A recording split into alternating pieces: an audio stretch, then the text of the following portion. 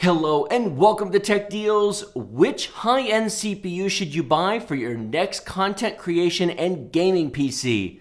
Intel or AMD? Today we're going to take a detailed look at your current options on the high-end consumer platforms i9 9900K versus Ryzen 7 2700X and the upcoming Zen 2 Ryzen 7 3800X. I'll briefly talk about the 3700 and 3900X, but it's quite possible the 3800X is the proper one to compare to the i9. We'll have to see when that comes out on July 7th. Currently, the Ryzen 7 2700X is substantially less expensive to the i9, but it is not the equal of performance. How much slower depends upon what you're doing, but I have seen benchmarks in some games as much as 44% difference between these two processors, 44% faster on the i9 versus the Ryzen 7 2700X. That's not a small difference. It's also not the typical difference. It's closer to 20% most of the time. But in this video, we're going to talk about the various speeds and the pros and cons of each, saving money, upgradability versus having Old Faithful and the new and exciting chip. And should you wait for Zen 2, because that's coming pretty soon, although at a higher price than the current chips? And then, will it get a price drop by Black Friday? That's always an interesting question. Today's video is sponsored by Skillshare, the online learning platform with over 25,000 classes, less than $10 a month, unlimited access, but the first 500 people to click the link in the video description below get 2 free months of unlimited access to all of these classes absolutely for free. If you're going to be building a computer like this i9 9900K, then you might want to do some content creation. This is an example of a premium masterclass on Adobe Premiere Pro video editing. You can see here there are multiple lessons. There are notes that you can go over. There are 48 reviews of this class, and the teacher, Phil Ebner, has 36,000 followers here on Skillshare, and you can see he has multiple courses. This gives you an idea of whether or not a specific actual instructor is worth following. You can see some of these have thousands of students. Many of these courses are up to 10 hours long, broken up into bite-sized chunks. For under $10 a month, this is a phenomenal value for the money. Now, this video is actually part of a series on a Ryzen 7 2700X and an i9 9900K super premium build that I've done. I will link both playlists down in the video description below. If you'd like to see both builds and both part overviews and benchmarks and tests on either of these, both playlists will be down in the description below, as well as all the parts of the two main builds to Amazon and Newegg will be linked down there. But this is meant to be a video that anybody could watch, even if you're not interested in those two builds, if you're interested in the differences between these processors, because it's all we're going to talk about today. First things first, let's talk about the processors that currently exist that you can buy today. We'll talk about Zen 2 in just a minute, not to worry.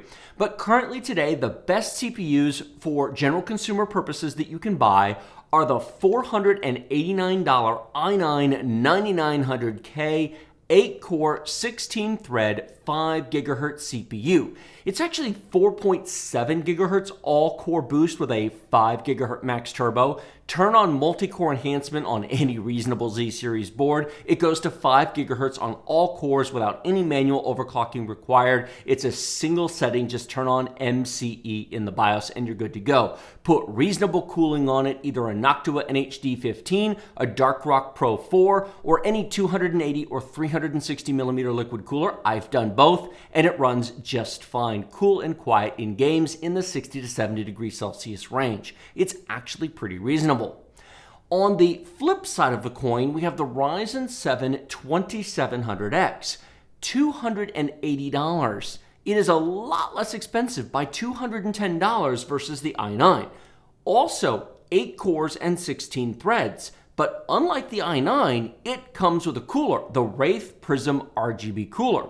Now, it's not the best cooler in the world. It does run a little bit hot and, frankly, in my opinion, a bit too loud, especially when under full load, but it does come with a cooler, which is certainly more than you can say for the Intel. And if you choose to use it, maybe buy something later, it's an option. And it's certainly a very nice cooler for another CPU should you not choose not to use it there. But if you do add an aftermarket cooler to it, that makes it $210 difference. But if you don't, and you add a cooler to the i9, well, let's just make it nice and easy. A knock to a D15 is $90. So let's call these $300 difference in real terms for most people. Because I suspect most people are going to end up using the included cooler, even if maybe an aftermarket cooler is quieter and cooler. Now, at first glance, you might say, wait a minute, $300, why is there even a contest? This is 8 cores, 16 threads. This is 8 cores, 16 threads. Why would anybody buy the i9? It's clearly ridiculously overpriced. After all, it's faster, but not that much faster, an average of 20%, so it can't possibly be worth it.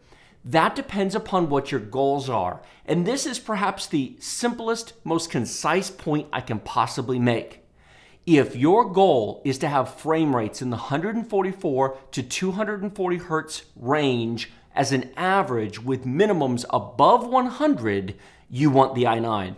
The extra performance, the higher minimum frame rates, the better overall smoothness for fast frame rate gaming, the i9 is worth the extra money. You're building a super premium machine, you're putting a $1,000 graphics card in, you have over a $2,000 budget, i9 all day long without question. On the other hand, do you have a 60 or 100 hertz monitor? Do you not care if you have frame rates over 60 or 100 frames per second? Is 144 and 240 frames per second not really of interest to you? Ryzen 7 2700X has all the power in the world to play every game just fine at those kind of frame rates. It is not ideally suited for 144 frames per second, not by a long shot. In fact, as an example, in Far Cry 5, the i9's minimum frame rate is higher than the Ryzen 7 2700X's average frame rate. Now that sounds impressive, but let me give you a big disclaimer. That's at 1080p, high detail with an RTX 2080 Ti, which I understand a lot of you aren't going to do. But if you want to play Far Cry 5 at 144 frames per second, even with an RTX 2080 Ti, even at 1080p high detail, the Ryzen 7 2700X won't do it. It is completely CPU limited with that powerful of a graphics card at that setting. Play Far Cry 5 at 4K, and there's virtually no difference between these CPUs. We're talking about high frame rate gaming. You're not going to get 144 frames per second at 4K in any configuration today in games like that. So if high frame rate gaming is your thing, i9. And it really is that simple. Now, the upcoming Zen 2 might change this. Zen 2, which is launching July 7th, is going to consist of 3 high-end processors that we know of at the moment. There may be more. This video may date because on June 10th at E3, there's going to be a further announcement, but I'm recording this before E3, so we'll have to see what comes. But at the moment, the Ryzen 7 3700X will be $329, come with the same cooler as the 2700X, $329, and it's going to be a bit faster than a 2700X. The Ryzen 7 3800X will be the top-end 8-core, 16-thread CPU, and based upon leaked benchmark results and some other preliminary information, it may very well end up being either the same performance as the i9 or really, really close, perhaps close enough to not bother with the i9. Except for one little detail. The 3800X will be launching for $400. For those of you playing the home game, that is only $90 less expensive than the i9. Although it will come with the Wraith Prism cooler, so if you add a cooler to this and use the stock cooler, it's $180 difference. If you're building a $2,500 computer, yeah, that's a difference to be sure. It's not a huge one. And if you're building a $2,500 computer, are you using the stock cooler? Based upon my experience with the 2700X, if you're building a $2,500 machine, use an aftermarket cooler. It runs cooler, it runs quieter, Precision Boost Overdrive will boost the chip higher, XFR, everything just runs better with an aftermarket cooler. The Wraith Prism is really, really pushed to its limit on the current chips. We'll have to test it with a 3800X. But if you've got this kind of budget, get yourself a decent cooler. And if you do buy a cooler, $90 is not a big difference. Now, some of you are still going to say, but wait a minute, it's still cheaper. And if it's basically the same performance, we don't know that yet, but it might well be. I'm actually thinking there's at least a 50-50 chance that the 3800X will be close enough that it doesn't matter to the i9. You may very well be getting 144 frames per second out of it. I promise you that'll be the first thing we test when those things come out on July 7th. But if that's the case, why not buy it? Well, in a couple of months' time, you definitely might want to. If you're watching this close to, say, Black Friday 2019, you might be saying, Tech, what are you talking about? The 3800X isn't $399, it's $299, because sales and deals come about. Ryzen CPUs go on sale and get discounted during their lifetime. Intel chips don't. My current thinking prior to Zen 2's launch is this. At launch prices, you buy the i9. I don't think Zen 2 is going to be worth buying even for a $90 discount for one simple reason. Stable, mature platform, BIOSes are updated, software is optimized for Intel, everything just works. It's a known quantity. The new X570 chipsets coming for Zen 2 are the first chipsets that AMD has made in many years. The 300 series and 400 series were made by AS Media. AMD brought that in-house this time. They actually have fans on the chipsets this time. The power consumption is way up. PCI Express 4 is new. There are a lot of cool new features. Give it several months to work out the teething issues. There's going to be a bunch of BIOS updates. Software optimizations will have to come. So if you're looking at buying 3 to 6 months post-launch, there will most certainly be sales on Zen 2. The BIOSes and the software will be tweaked and updated, and I think it'll be a more mature platform. The teething issues will be worked out, and I think Zen 2 might be an awesome buy come Christmas or Black Friday 2019. But if you're buying this summer at full launch price, allow me to introduce you to the joy of the i9 9900K. 2 quick thoughts. You all might notice this sitting next to it. This is the i7 9700K. 8 cores, 8 threads, $400. Please skip this. This is not worth buying. For less than $100 difference, you go from an 8-thread processor to a 16-thread processor. Over the next 3 years of ownership, you're going to be really sorry, in my opinion, if you're building a premium gaming machine to be limited to just 8 threads. It will have been like buying a 4-thread processor just a couple of years ago, an i5 6600K or perhaps an i5 7600K just before the core and the thread wars started. Those are now starting to be very limited in number of games. It won't matter this year. This can currently play every game this year and every game next year just fine. It won't age nearly as well. And $400 plus a cooler versus $490 plus a cooler, please do not be penny wise and pound foolish. Do not leap over dollars to pick up pennies. Skip the i7, buy the i9 if you're going Intel. I honestly can't think of any use case where the i7 9700K actually makes any kind of sense at current prices. If it were less expensive, if it were $300 or if it was $329, for example, I might feel differently. But at $400 versus $490, no. The next point you might consider is, should you buy the top-end current Ryzen chip? I actually don't think you should. I think the real deal at the moment, if you want a new processor, is the Ryzen 7 2700.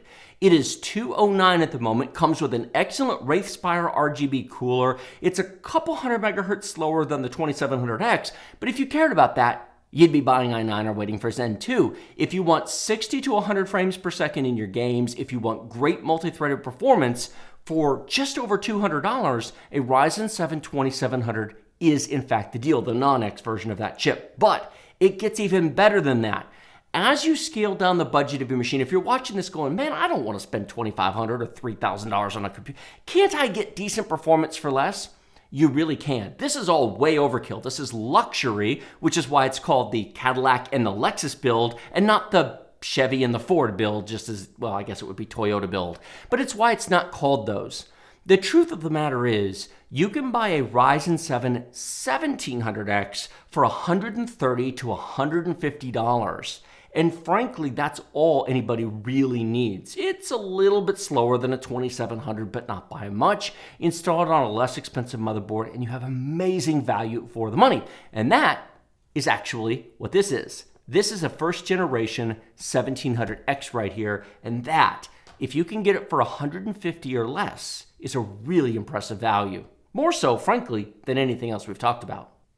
There are also high-end desktop processors. Intel has their high-end X299 platform. AMD has their X399 Threadripper. Most consumers should skip those. Yes, they look appealing initially, but those prices and core counts have kind of gotten away from consumers.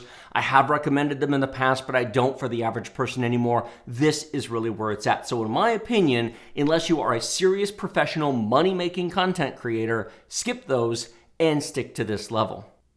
As I mentioned before, links to these two build videos will be down in the video description below. The i9 9900K Cadillac Platinum build and the Ryzen 7 2700X Lexus build. Those are down there with a bunch of videos attached. Links to Amazon and Newegg for all the parts for both builds will be down there as well. Those are affiliate links. They do support the channel. If you like my content, you want to see more of it, please consider using those when shopping at no extra cost to you. Supports the channel regardless of which team you go with. Like this video if you like it, share it with your friends if you love it. Remember to subscribe to my channel with the big huge red button directly below. Questions, comments, thoughts, queries, posers, opinions, suggestions? What are you going with? Team blue or team red? Put that down in the comment section below. I can't reply to everybody who leaves a comment, but I promise you I do read them all and they are greatly appreciated. Thank you so much for watching. Check out my social media, Twitter, Twitch, and Discord links. The Tech Deals Discord's down at the bottom of the video description below. And I will see all of you next time.